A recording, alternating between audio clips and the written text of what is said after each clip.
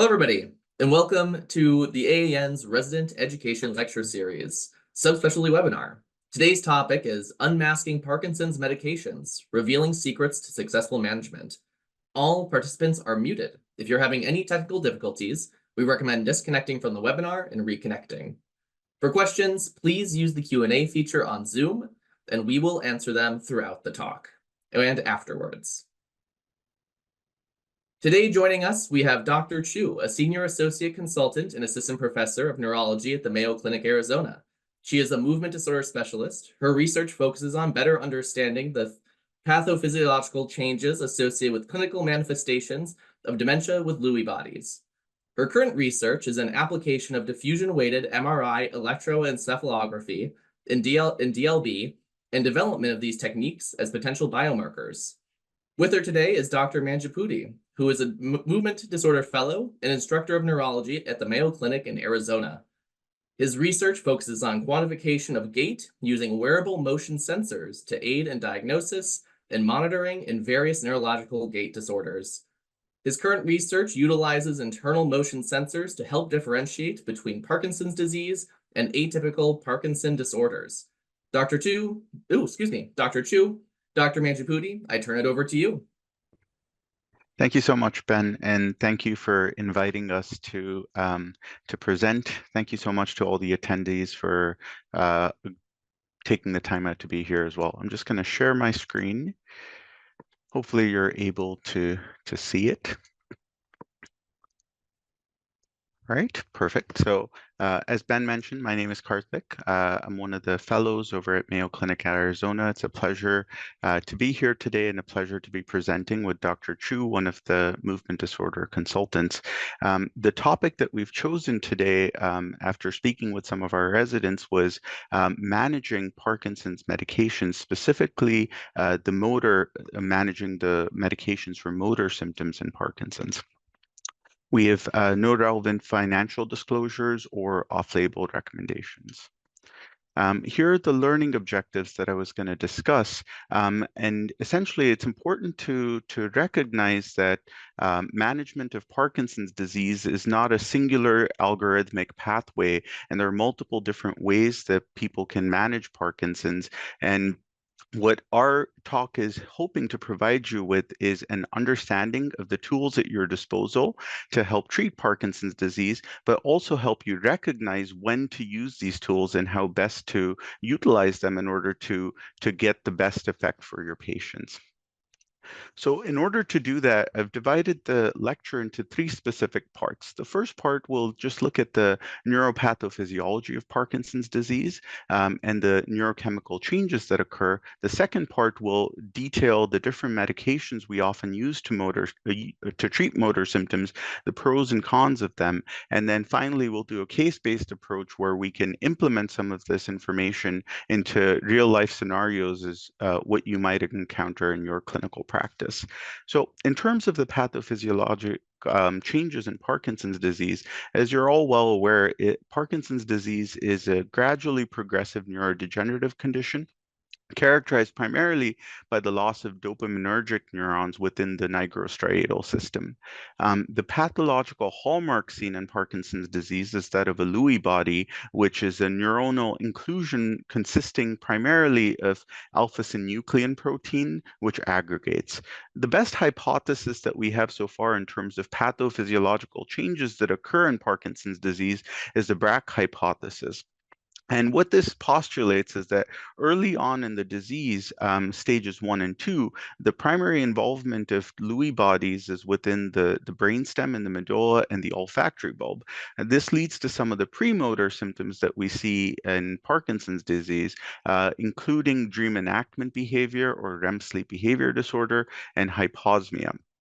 As the disease progresses to stages 3 and 4, we have involvement of the substantia nigra, the midbrain, and the basal forebrain, and this gives us more of our classic Parkinsonian motor symptoms and some of the non-motor symptoms that we expect to see from it. As the disease further progresses into a more advanced stage, the Lewy bodies start depositing within the cerebral cortices, as you can see over here on the picture on the right, and that leads to cognitive symptoms, including neuropsychiatric changes, hallucinations, and cognitive impairment. It's important to recognize that while dopamine dysfunction is the primary neurochemical abnormality, other neurotransmitters are also affected, mainly being serotonin, acetylcholine, and norepinephrine. So, when we talk about the signs and symptoms of Parkinson's disease, we often like to divide it into motor and non-motor symptoms. So, the motor symptoms, we have our four cardinal features that we associate with Parkinson's disease. The first being bradykinesia. We often divide that into two parts. One is a slowness of movement, and the second is a decrement in amplitude with repetitive movements. The second is something called rigidity. And as a sign, you guys will know that that is a velocity independent resistance to movement or stiffness when you're checking the limbs or the axial spine.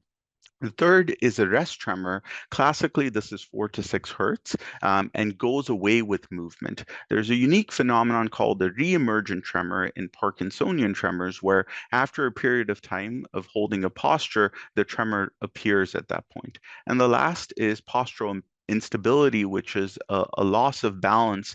Now, a loss of balance can be from multiple different causes, but this is without any other clear provoking cause. Non-motor symptoms that we see are usually olfactory loss, sleep dysfunction, autonomic changes, cognitive changes, psychiatric disturbance, amongst many other. And this is a brief slide just to illustrate the importance of some of the other neurotransmitters. You'll see that a lot of the motor impairment comes from dopamine or lack of dopamine. And most of the medications we're going to be talking about today will be within this category because we're focused on the dopaminergic symptoms. But it's also important to recognize how significantly functionally limiting non-motor symptoms can be. And these are sometimes mediated by non-dopaminergic pathways, including serotonin and norepinephrine, which can, as you're well aware, lead to mood issues. Also, we have a medication that is FDA approved for Parkinson's disease-associated hallucinations and psychosis called pimavanserin, which primarily works at the serotonin level. The acetylcholinesterase inhibitors help with cognitive impairment, and then amantadine we think works on multiple pathways, including NMDA, glutamate, dopamine. So that one is used for multiple different symptoms as a whole. Here is a wonderful summary slide of the motor symptoms that Dr. Armstrong and Okun published back in 2020. And it basically highlights the 5 categories of medications we think about for motor symptoms. The first being levodopa preparations, and this is the cornerstone of treatment of motor symptoms of Parkinson's disease.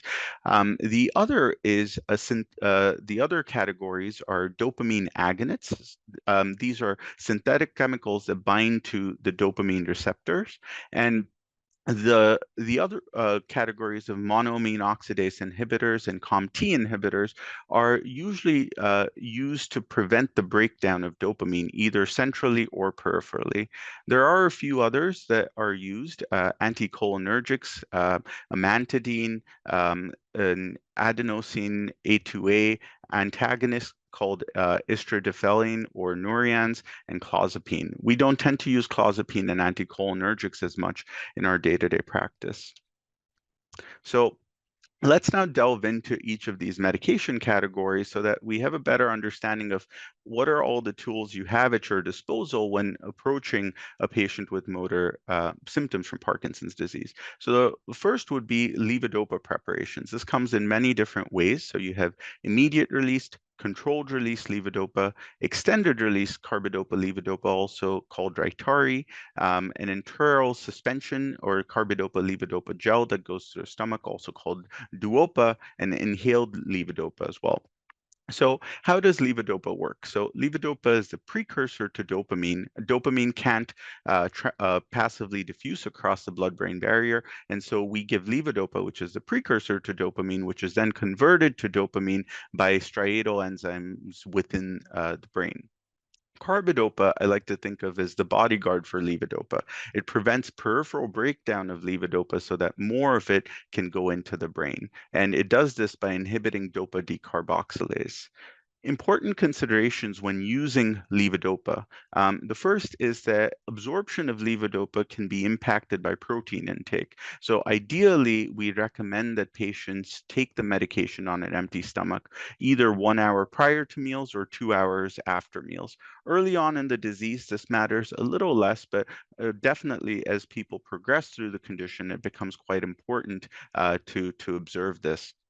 The other thing to consider is that controlled release preparations, which gradually release the medication over time, have a slightly lower bioavailability than the immediate release formulation. So anywhere between 70 to 75% is absorbed. So slightly higher doses of these formulations might be required to achieve the same function as an immediate release dose. In terms of side effects for levodopa, the three main things we think of are nausea, orthostatic hypotension, and dyskinesias. Nausea is actually mediated at the central level. You have dopamine receptors at the area postrema, which are actually outside the blood-brain barrier. And when levodopa is converted to dopamine peripherally, it can bind to these areas and create nausea. One of the strategies we use in order to reduce that is giving additional carbidopa to reduce that peripheral conversion of levodopa, and that's why the combination pill is used. And at times we also give extra carbidopa in addition to the combination pill. Orthostatic hypotension is an important consideration, especially when people are on very frequent or high doses, and it can be a barrier to further increasing the dosage. So you want to keep this in mind when you're prescribing it in someone who's otherwise predisposed to presyncope, syncope, or lightheadedness. Dyskinesias is the main consideration that people have when they use levodopa preparations. Previously, people used to think that dyskinesias was a direct result of duration of levodopa therapy. There was a very elegant study done in 2014 that looked at people in sub-Saharan Africa and Italy. Those in sub-Saharan Africa had less exposure to levodopa, and usually on average started 4 years after their diagnosis. They started taking levodopa compared to the Italian cohort who started it 2 years later, and the development of dyskinesias occurred at the same time. And this showed us that it was more a feature of progression of disease rather than duration of levodopa therapy. What they did do, though, is they also did a meta-analysis that looked at dosage of levodopa, and they found that higher doses did increase the risk for dyskinesia. So we usually think of this as one, a complication of disease duration, and the second of high levodopa use for a prolonged period of time, which has been a change in the recent past in terms of our understanding of dyskinesias. The second class of medications that we'll discuss are that of dopamine agonists. So dopamine agonists are synthetical chemicals that bind specifically to the dopamine receptor. There's no bioavailability difference between the immediate and extended release, similar to levodopa. And one caveat to keep in mind is that in older individuals, the clearance and the half-life is much higher. So the clearance is reduced and the half-life is much higher. And so they're far more predisposed to having side effects associated with the medication. So we're very cautious in using this class of medication in older individuals. There are several side effects which tend to be our primary limitation with using the medication, including neuropsychiatric hallucinations, impulse control disorders. It can also cause orthostatic hypotension, sedative effects. There are specific agonist, specific related side effects, and a withdrawal syndrome with gradual transition, but also abrupt discontinuation. And within this class of medications, there are three main medications we think of: pramipexole, ropinirole, and a transdermal patch called rotigotine. The third class of medications that I wanted to talk about was monoamine oxidase inhibitors. This prevents breakdown of dopamine within the brain. So it's an irreversible inhibitor of brain monoamine oxidase, which is part of the catabolic process. The inhibition occurs for a long period of time, up to around a month or so. And previously, there were studies looking to see whether this class of medication portended some sort of neuroprotective effect. And there's been controversy about that, both because of some of the results that we're seeing, but also the study design as a whole. Overall, most people, I think, still tend to try to use this medication early on if there's some even small possible neuroprotective effect, because it's generally well tolerated from a side effect profile. I will make note that the group over at the University of Florida did a recent imaging study looking at people on rasagiline, and they found that it didn't, from at least an imaging perspective, slow down the progression of disease. Side effects with this tend to typically be nausea, dizziness, and sometimes orthostatic hypotension. We do sometimes use selegiline to also improve energy and daytime sleepiness in those with Parkinson's. The fourth group of or class of medications are COMT inhibitors. Now, rather than the prior three, which were monotherapy, this is really a levodopa adjunct. And what it does is it blocks COMT, which is another degradation pathway for levodopa, to this occurs more in the peripheral than the central, to promote levodopa serum level. So it increases the levodopa serum level so that more of it is available for absorption into the brain. Important considerations for this: because we're increasing the amount of levodopa serum, sometimes we might need to reduce how much levodopa we're giving in order to prevent dyskinesias. And the other thing is we often use it to promote on time and improve motor fluctuations, which we'll talk about in those who are experiencing it.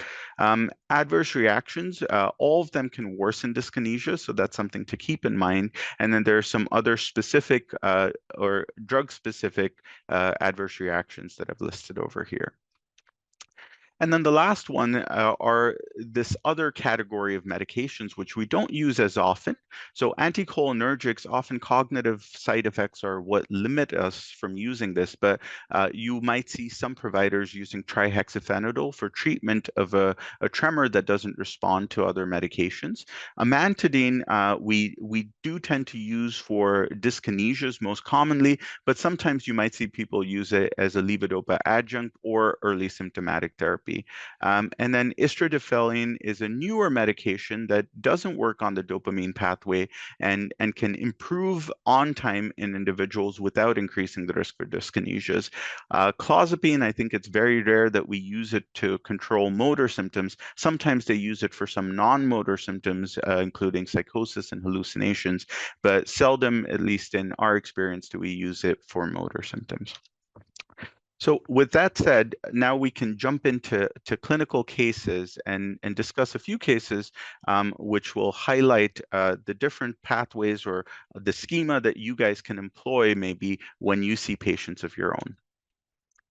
So the first case is that of a 58-year-old right-handed female who's coming into our clinic with a 1-year history of a left upper extremity rest tremor and loss of dexterity in the left hand.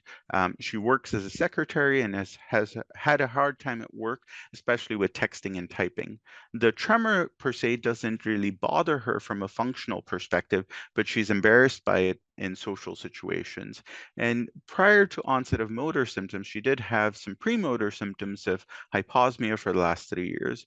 Her exam shows primarily left-sided symptoms with rest tremor, a postural reemergent tremor, and some bradykinesia as well.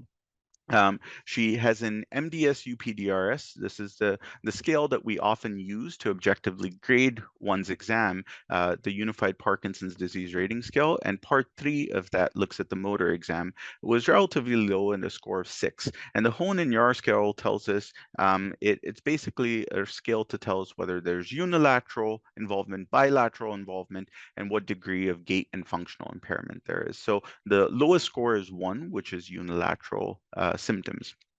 So her presentation is consistent with that of mild early Parkinson's disease. Well, how do we make a diagnosis of Parkinson's disease? We typically use the UKPD Society Brain Bank criteria to diagnose Parkinson's disease. What does that require? That requires the presence of bradykinesia in addition to one of the other following: rigidity, or a rest tremor, typically 4 to 6 Hz, and postural instability. So bradykinesia plus one of the others would be consistent with the Parkinsonian syndrome. The next step is to look for atypical features that will make you question, does this really fit? And there's several of them. I won't read them out for you. But primarily, we're looking for things that would make us think of atypical Parkinsonian disorders or mimics. And then the third is supportive features for Parkinson's disease. And some of these supportive features, I think it's helpful to go through. Usually, it's unilateral in onset and asymmetric when you see their symptoms. Even when they have bilateral symptoms, you'll see a clear asymmetry. The presence of a rest tremor often makes us think more that this is Parkinson's disease. Also, if people get dyskinesias or levodopa-induced chorea, as it's listed over here, we tend to think of that more as supportive of idiopathic Parkinson's disease and less so of an atypical Parkinsonian disorder, although that's not always 100%. Another thing that we do use is levodopa responsiveness. So typically, in Parkinson's disease, we expect to see greater than 70% benefit in motor symptoms when on an appropriate dose of levodopa. We can see this sometimes in atypical Parkinsonian syndromes as well, but it's far less common. And the longer the clinical course goes on with expected progression of symptoms, we tend to think this is idiopathic Parkinson's disease. So the best test is observing a patient over time to really see how their symptoms change. So going back to our young lady who works as a secretary and had left-sided symptoms, how are we going to manage her? And this might be someone you see on a day-to-day basis in clinic. So what are we trying to achieve with our treatment? So we want to preserve functionality and reduce the amount of impairment that they have from their symptoms. If possible, we want to try to slow down disease progression. We want to minimize how much side effects they get from the medication therapies we use. And then the fourth, and this is the most important, is we individualize therapy based on the patient's goals and preferences. So we'll go through specific options that are there for management of her symptoms. So once we discuss with her, if she says, well, I'm not too bothered by my symptoms, I can get around them okay, and I can function okay, you don't have to start pharmacotherapy. It's really a symptomatic treatment based on what a patient feels is functionally limiting. So in some people who have just a mild tremor early on, and maybe some very slight bradykinesia in their non-dominant arm, and it's not really bothering them, then we might hold off on therapy if that's an alignment with the patient's goals. What we do recommend for most people, though, is daily aerobic exercise.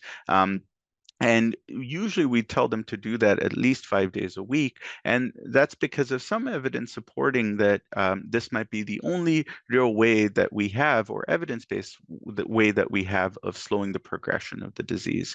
Other things that are often helpful are referrals to therapy. Even if they don't have active symptoms, it's helpful to get a baseline of where they are at that moment in time so we can evaluate their change. In Our Lady, occupational therapy might be quite helpful for her given some of the limitations she has at work. Option number two is, given that she has mild symptoms and maybe there's some possible controversial neuroprotective effect of monoamine oxidase inhibitors, we could start a medication like rasagiline. Now, the benefit in terms of motor symptoms is quite modest compared to either levodopa or dopamine agonists, but it might be an option to consider because it's usually quite well tolerated. And all of these additional pharmacotherapies are in addition to the non-pharmacological strategies that we outlined in option one. Option number three is, if she says, I really can't work because of these symptoms and they're really bothersome for me, and I don't like the tremor in social scenarios, you could start carbidopa levodopa. That is the best medication in our arsenal to improve functional symptoms. So it works the best and is usually well tolerated. We typically start it at, we use the 25-100 tablet of the immediate release. We start anywhere from half a tablet to one tablet 3 times a day, and we gradually increase it to the lowest effective dose for the patient. Now, upper limit of dosage may vary on specific factors. For an individual dose, over 3 tablets, you're getting diminishing returns. So after 300 milligrams of the immediate release of levodopa, you're really getting into diminishing returns going from 4, 5, 6 tablets at a single dose. Several providers early in the disease worry about getting to higher doses of levodopa because of the concern for worsening or causing dyskinesias in the future. But it is important to note that fear of potential dyskinesias should not outweigh treating significant functional impairment, because if you have real functional symptoms that are limiting the patient in terms of having a good quality of life, that takes precedence over potential side effects down the road. Option number 4 is to start a dopamine agonist. So this is a patient who has milder symptoms. She's below the age of 65, otherwise healthy, and it can give you good control of these symptoms, not as good as levodopa, but quite good control of her overall symptoms. Now, everyone with Parkinson's disease eventually gets to a stage where they need addition of levodopa, but that could be in terms of a combination therapy if you start a dopamine agonist to begin with. One thing to keep in mind is dopamine agonist side effects is something that we need to closely monitor. In a study done by our colleagues at Mayo Rochester, they did show that 40% of individuals who were started on dopamine agonists did experience impulse control disorders. So it's something to be very aware of, and it does happen at a higher frequency than what we expected to. And several of them can also experience withdrawal symptoms. So you need to counsel the patient about this when you're prescribing the medication. Some things you might see in the community with other providers that we use less often are amantadine as initial therapy. Usually these are not as effective as dopamine agonists or levodopa and can tend to have side effects as well. And then trihexyphenidyl, which we talked about primarily for tremor, but in someone that's young and working, the cognitive side effects might be quite limiting. So what is our take-home point? In someone with early Parkinson's disease, I would recommend non-pharmacological therapy with aerobic exercise referral to therapy services. If they feel like pharmacotherapy is needed, consider a dopamine agonist, carbidopa levodopa, or a monoamine oxidase inhibitor. All right, so we'll now go to case 2. And as we're going through the cases, I think it would be good for you guys to think about, if you were seeing this patient in clinic, what might you do? And we can just, when you go through the options, see what things you might or might not have considered as well.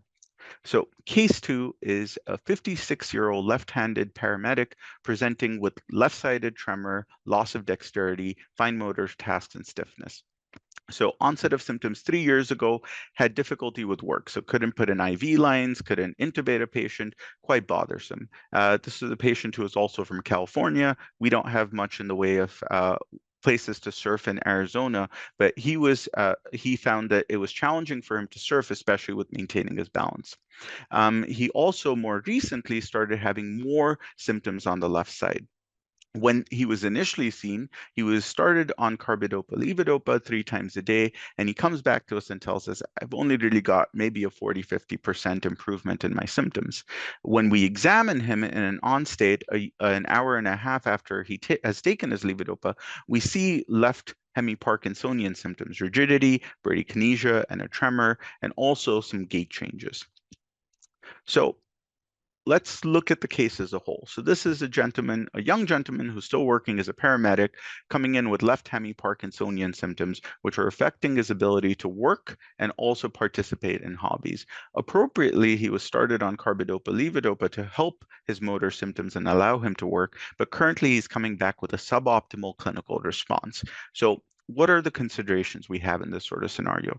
We know that carbidopa levodopa is the most efficacious medication in our toolbox for reducing burden of symptoms, but we need to balance that with, well, will higher doses increase the risk for dyskinesias?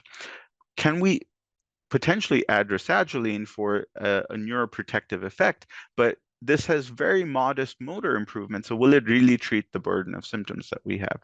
And then the patient himself expressed to us that he's worried about the side effects of dopamine agonists, specifically the sedative effect, which might affect his ability to work. So how might we manage this patient? So the first option is can we increase the dose of carbidopa, levodopa? He's on 1.5 tablets 3 times a day. Can we bump it up to 2 tablets 3 times a day to see if we can get a better response? Um, and then subsequently, can we further increase it if needed? Option number two, can we increase the dose of levodopa? And if he still has a suboptimal response, can we add on a dopamine agonist to help in terms of a combination therapy? The third option is, can we add something that enhances the effect of levodopa, like a COMT inhibitor? Um, and mostly we use a COMT inhibitor for wearing off phenomenon, but something to consider as well. So, take home point for someone with suboptimal clinical response to pharmacotherapy, if they're on a dopamine agonist or levodopa, consider increasing the dose of that if you have room to go up. If they are on a good dose and are still having symptoms, consider combination therapy with the dopamine agonist plus levodopa. You can also consider adding a COMT inhibitor as an adjunct to levodopa. This would not work with the dopamine agonist. Or if they're on a good dose of one dopamine agonist, you can consider switching to a different dopamine agonist to see if that might procure any additional benefit. Right. Next case is the third case, which is looking at a 61-year-old right-handed female who has a 6-year history of idiopathic Parkinson's disease coming back for follow-up. So she initially had right-sided symptoms and then developed left-sided symptoms within the last year. She initially started on pramipexole, got up to 0.5 3 times a day, higher doses. She had side effects with peripheral edema and hallucinations. And then at that point, because she was still having symptoms, carbidopa levodopa was added in addition to the pramipexole with good improvement of her symptoms. So this is what she's taking right now: 2 tablets 3 times a day of the levodopa and pramipexole 3 times a day. What is the response that she has to these pills? And this might be a strategy you employ to understand how the pills are working in terms of symptom control in your own patients. How long does the dose take to kick in? So she said around 20 to 30 minutes. How much benefit does she get once she takes the medication? Around 85 to 90%. Does she have dyskinesias? She does not feel like she does. And then the last one is there wearing off prior to the next dose, or does it last all the way through? And she feels a consistent wearing off 45 to 60 minutes prior to the next dose, with some non-motor symptoms of anxiety and then some other symptoms, including toe curling and foot inversion, which we would consider to be a dystonia. Because this is primarily there when she's wearing off, we would call this an off dystonia, and recurrence of some of her Parkinsonian symptoms of stiffness and slowness. These off symptoms improve when she takes the next dose of levodopa. So this is a symptom or a scenario describing wearing off. Now, over here, I won't go through this entire table, but we're listing out the off symptoms that are of motor and non-motor. So it's important to recognize that several non-motor symptoms can also be features of an off syndrome, most prominent being that of anxiety. And when we're talking about off episodes, what this patient has is predictable wearing off. Every time she takes the dose before her next dose, it starts to wear off. In more advanced disease, we can see unpredictable off, where they suddenly get reemergence of their Parkinsonian symptoms. We usually treat that with the rescue medication. And we can also see in an off state episodes of freezing. That's a motor block where their brain says go, but their body doesn't listen to them and they feel stuck with ambulation, or an off period dystonia, as in this patient. Now, understanding off phenomenon, I think the best way to do that is to understand how the pharmacokinetics changes over time. So early in the disease, on the left over here, you'll see this blue represents a therapeutic window. So people have quite a wide therapeutic window. The black line over here represents how much endogenous dopamine they're making, and the blue line over here represents how much additional dopamine they're getting exogenously, with the blue dots representing when they take levodopa. So early on in the condition, the amount that needs to be made up to go from off to on from their endogenous dopamine level to when they're on is very little. And also, because there are more dopamine cells, if they get additional dopamine, they can hold on to it. So they can store the dopamine, and therefore they can have this very smooth, round-the-clock, long-term effect of the dopamine, and they only really require 3 doses per day. And they're not having as much of dyskinesias, and they're doing quite well. as they begin to lose more dopamine, the amount of endogenous dopamine comes down and this therapeutic window narrows because the dopaminergic cells are able to hold on to less of the dopamine, and they're entirely dependent or become more dependent on the serum levels of dopamine that they're getting exogenously. So you see that they have more off time as represented by the pink color over here, and they can start having episodes where they're having dyskinesias where they overshoot the therapeutic window. We call these episodes motor fluctuations when they start having wearing off and dyskinesias and we're really fluctuating outside of the therapeutic window. You'll start seeing here that we are having to give medications more often in order to keep them within this narrowing therapeutic window. And this becomes far more pronounced in the advanced stage, where we start seeing that the window is really small and we have a very fine line to titrate the medications to prevent side effects and also prevent off time. So in this lady who's having uh, wearing off without dyskinesias, what could we do to help manage her? Well, first option is, can we increase the dose of her levodopa? If she's suboptimally treated from a levodopa perspective, maybe a slightly higher dose might help. In order to help with that. Now, keep in mind that if someone is having dyskinesias, a higher dose of levodopa will worsen their dyskinesia, so it might not be as good an option for them.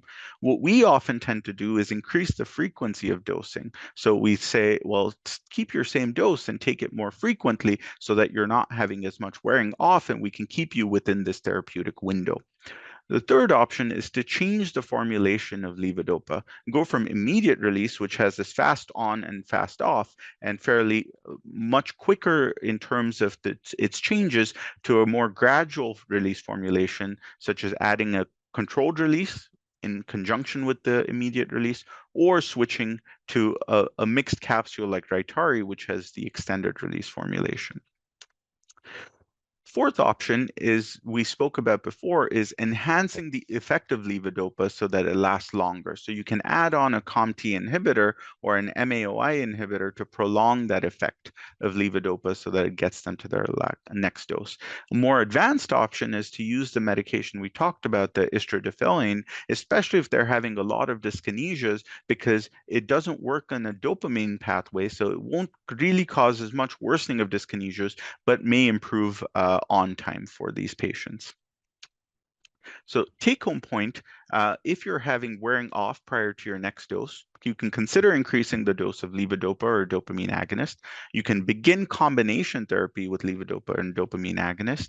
You can switch the type of levodopa preparations, either immediate release plus controlled release or an extended release formulation, or you can add some of the enhancers, either a COMT or a monoamine oxidase inhibitor, or start a medication such as Norians or istradifilene.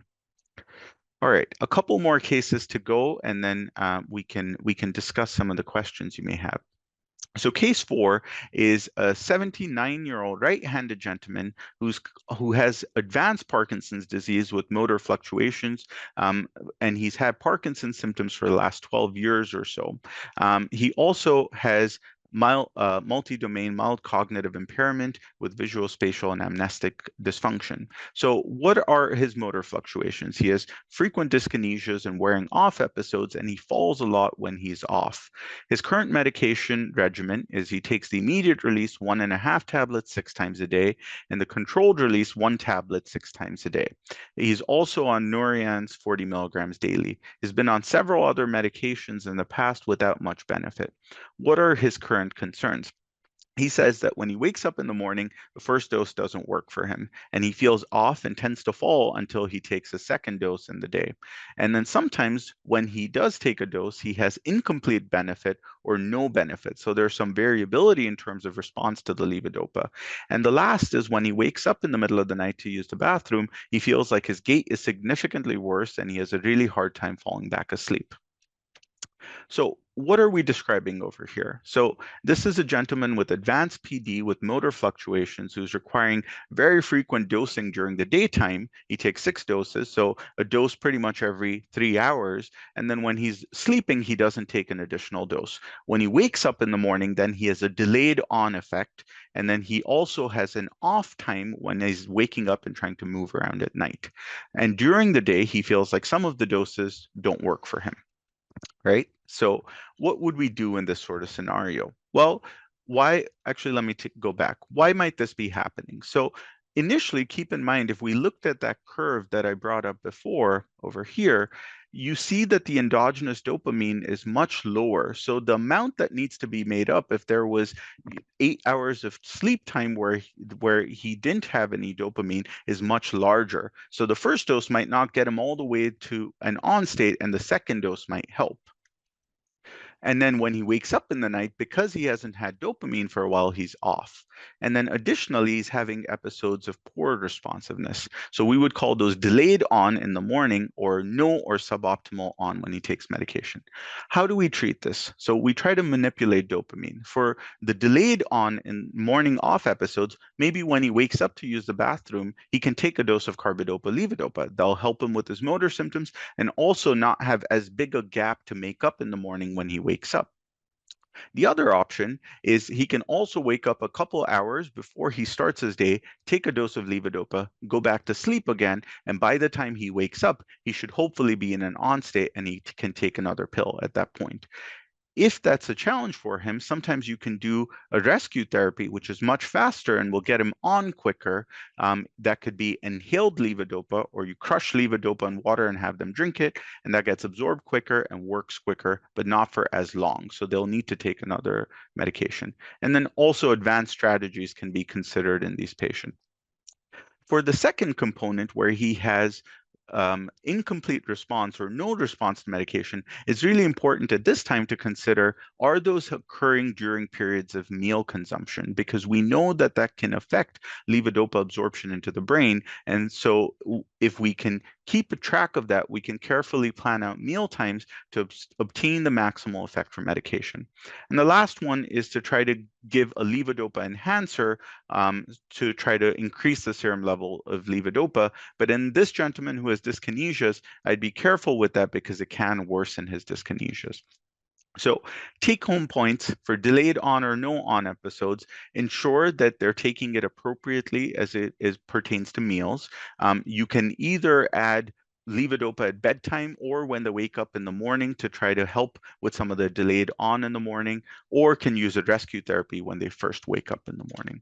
And this is the last case I'll go through, after which we can tackle your questions. So this is an 82-year-old right-handed female coming in with a 7-year history of Parkinson's disease. Again, initially began on the right side and then progressed to the left. She was started on initial therapy on levodopa and is currently taking 3 tablets 4 times a day with good response. So when she takes the medication, it works really well for her. It doesn't wear off, but 45 to 60 minutes after she takes a pill, she gets involuntary writhing movements of the mouth, trunks, and arms, which are really distressing for her. We examined her in the office, and something we commonly do is have them come in an off state, have them take the medications, and examine them in both the off and on state. And we see that she has good motor responsiveness from her off state to her on state, but we see dyskinetic movements when she takes the medication a few times, a short time after.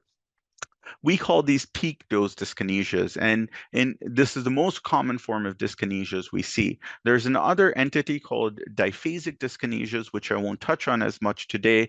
It's far less common than peak dose dyskinesia, and really that is where I would focus your attention in terms of managing it.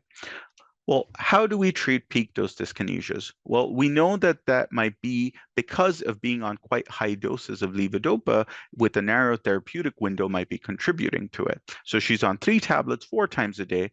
So first trial is say, can we cut back the dose and improve the dyskinesias without worsening the motor symptoms? So one option is to say, well, let's just try to scale back to 2.5 tabs and see if your motor symptoms are still under good control. If the motor symptoms worsen, another option we can do is cut back the dose and give it more frequently in order to keep it within that narrow therapeutic window. Second option is to change from an immediate release formulation to an extended release formulation, or immediate plus controlled release, so that there aren't these peaks and troughs in terms of levodopa in the serum, and you have a more even distribution or pharmacokinetics of the medication. Third option is to add amantadine, which has a good dyskinetic effect. The only caution would be in using it with older individuals. It can cause hallucinations, cognitive side effects, and lightheadedness. Option four is if they are a good candidate, you can consider advanced therapies. These could be deep brain stimulation or intestinal levodopa gel. Now, if you're in that situation where you've optimized medical therapy and they're really not getting better, that would be reason to refer for possible surgical treatment to see if they can help. An important note is, again, just to highlight, adding dopamine agonists might have been a solution were this patient younger. So you could cut back the dopamine and levodopa and add a dopamine agonist in order to reduce some of the dyskinesias. But given his age in the late 80s, it might not be the best option for him. So that's something to consider. And then if they are on something like a COMT inhibitor, which is known to worsen dyskinesias, consider stopping that first before you adjust any of the levodopa doses. So take-home points: if they're on a COMT inhibitor, stop this before changing medications. You can try lowering the levodopa dose or give it more frequently. You can try a combination of CR plus IR or switching to an extended release. You can try amantadine or consider additional uh, advanced surgical therapies. In younger patients, you can decrease the levodopa and maybe add or increase a dopamine agonist to help with it as well. I had some additional cases, but I don't think we'll have time for it. So I'll move ahead to the take-home points for the lectures. So the take-home points for this lecture is the management of Parkinson's disease shouldn't be algorithmic. You see, for each case, there's multiple different options in terms of how to treat them, and you really have to tailor this to your patient, their medical comorbid history, and their goals as well. Optimizing functionality with minimal side effects is the core tenet of managing it. And we should try to improve their overall functionality with appropriate therapy, and that should be our goal. I would recommend for all your patients with Parkinson's to engage in non-pharmacological therapy of exercise and therapies. And then keep in mind always that if you have someone on a good dose of levodopa with a diagnosis of Parkinson's and you're having less than 70% benefit or less than 50% benefit, really start considering, could this be an atypical disorder? If a patient has optimal medical therapy but are still having bothersome issues, that might be a time to consider a referral for advanced surgical therapy. So with that, I'll stop. I'll open the floor for Dr. Chu to comment on anything that I may have missed or that she might want to add, and also take your questions. Thank you, Dr. Mancapudi. That was a great summary. I think really highlighted some of the key points and challenges that we see in clinic every day. I thought maybe I'll field an initial Q&A question first, and then I'll add some points. I made some notes during your talk to bring up, and so we'll give the audience a little bit more time to type in questions. So we got a question about how we would choose one dopamine agonist over another. Let's say they don't have preceding gambling or what we talked about with impulse control disorders, and are they similar to choose? I think that's a great question. There have been some prior studies, I think, showing that the transdermal formulation, so like with rotigotine or the new Pro patch, where they may be slightly less risk head-to-head comparison with the oral formulations, but I think on a practical basis, we do kind of consider across the board, like all dopamine agonists have that risk. So I think an additional kind of practical point to keep in mind too is with the challenges of insurance, and I wanted to mention that with high costs associated with some of these medications we mentioned. So Nupro is one that we've actually encountered a lot of pushback from insurance lately that they actually don't cover, even though it is FDA approved for Parkinson's, even restless legs. So I have a lot of difficulty, even because patients love hearing that it's a daily patch. You don't have to take oral, just once a day, switch it out. So that sounds much more appealing than ropinirole or pramipexole that similar to Sinemet, you have to take it 3 times a day. But I often am not able to start that right away.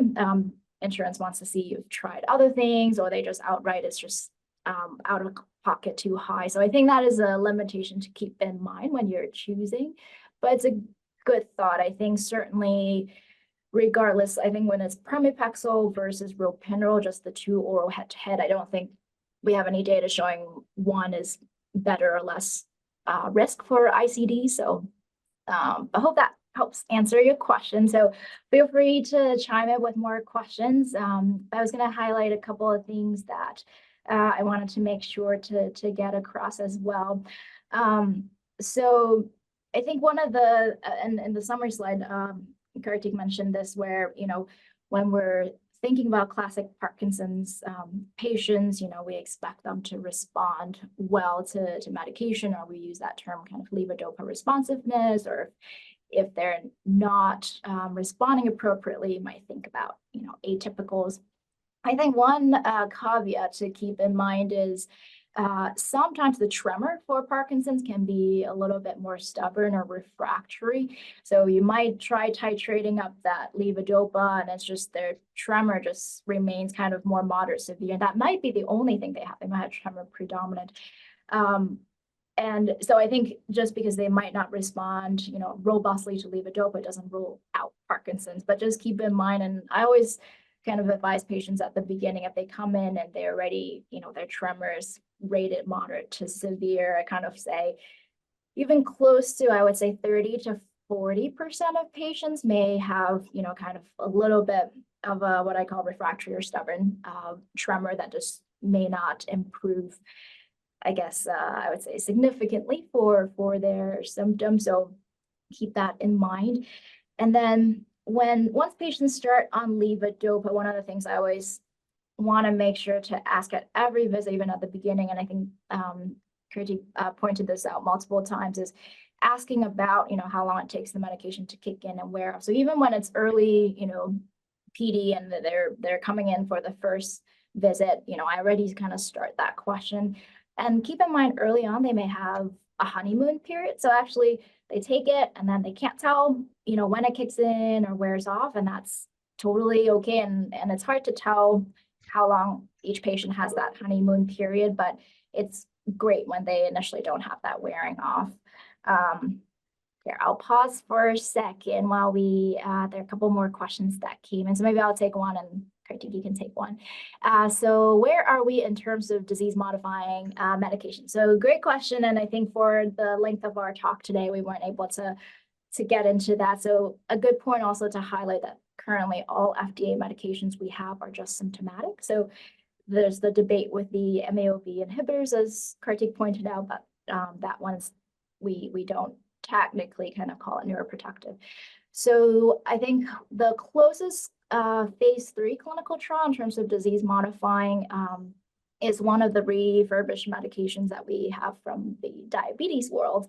So the GLB antagonists that, sorry, I might be misremembering the name, Kartik can correct me, but these are the insulin medications. So exenatide is one of the examples that I think right now have moved through to the phase 3 for disease modifying. I think we have a lot in the works. Otherwise, I mean, different mechanisms, people are looking at LRRK2. Again, for the talk today, we haven't been able to go through kind of other, either genetic or other pathophys mechanisms of what we think may be contributing beyond just the synuclein. But I would say we have definitely a lot of exciting research, but we're still not quite there yet, I think is probably a short answer.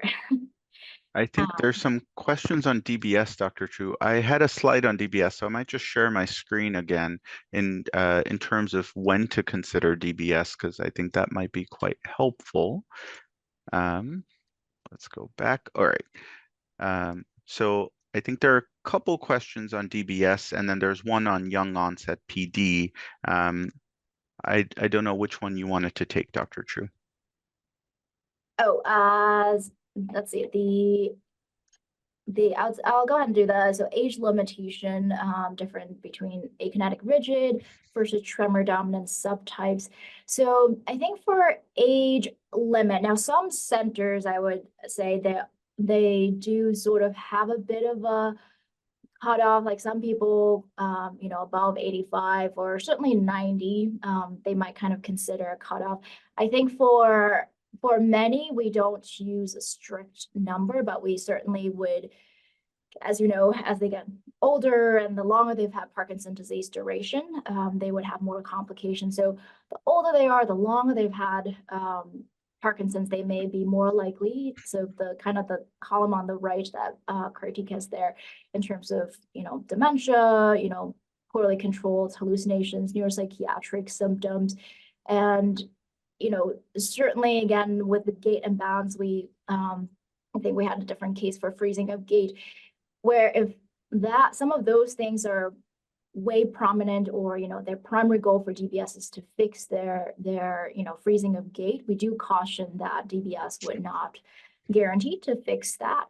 And to the question about akinetic rigid versus tremor predominant, those would both in and of itself be good DBS candidates, and actually it may even influence how we decide.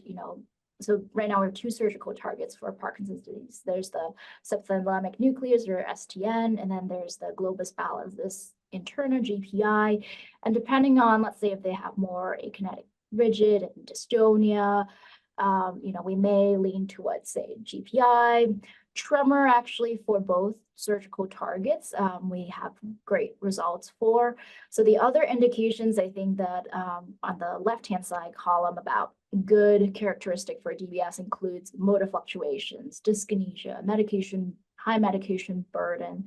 So I think every patient is kind of, we treat it case by case.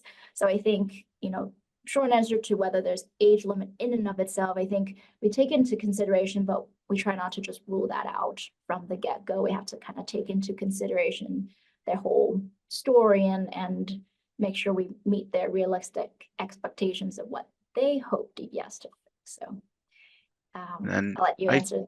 Yeah, I can answer the question on young onset PD. Now, for all of you, young onset PD, we usually tend to characterize as Parkinson's symptoms before the age of 40, and then early onset PD, it varies from place to place what the age cutoff is, but most part before the age of 50.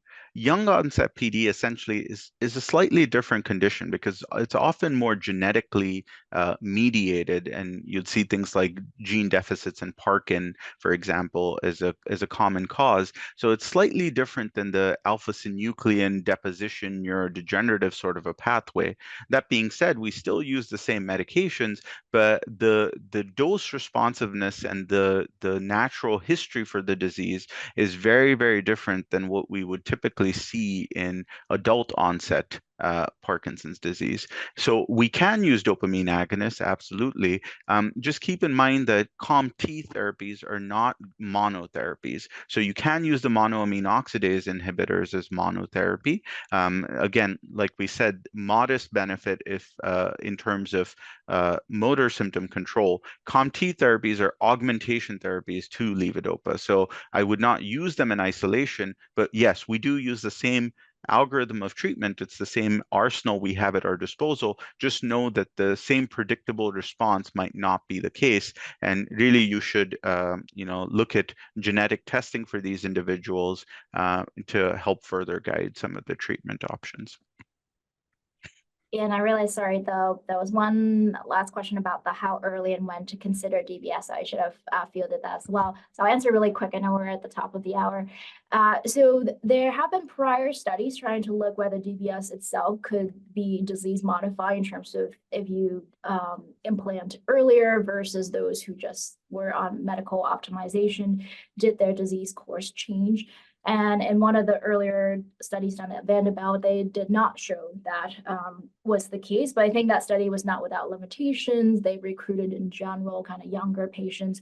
So I think right now we still are not to that point where we would, as soon as they're diagnosed or within, we're confident of their diagnosis within the first couple of years, that we would recommend DBS. So we're not telling patients, oh, slow down your disease course. So we still focus on optimizing medical therapy first. But I think in someone, that question earlier about tremor to predominant, if that's really all they have, and, we've already tried a couple of good medications and they're already, tremor is just not responding and they otherwise seem classic for PD, we may actually then, in that case, kind of consider DBS a little bit earlier on versus, other phenotypes. So hope that answers, but I think that table critique showed of who's kind of good versus who might not be less good is something we follow for every patient when you're considering DBS or not yet. So. And I think maybe this can be the last question that we got. So in an individual who has Parkinson's disease, who's on dopamine agonist and carbidopa levodopa with orthostatic hypotension and hallucinations, what is the best way to treat them? I would actually suggest maybe reducing the dopamine agonist because that's more likely the offender. And we know that levodopa is more effective. So I would reduce the dopamine agonist, and then if their motor symptoms are worse, go up on the levodopa a little bit, because it's not uncommon to see both of those as side effects of the medications. But dopamine agonists tend to be more common offenders in that regard. Right. Perfect. No, thank you so much for both of you for joining us today and everyone here in the audience. We were so excited to have you. I posted in the chat as well, but this will be recorded and put onto AAN.com as well as YouTube for any kind of future viewing. And when we also are continuing the conversation in neuro panels, where we will be going on case-based studies on Parkinson's and other such treatments. So with that, Dr. Shu, thank you so much for joining us and everyone else, and we will see you around. Thank you. Thank you for having us.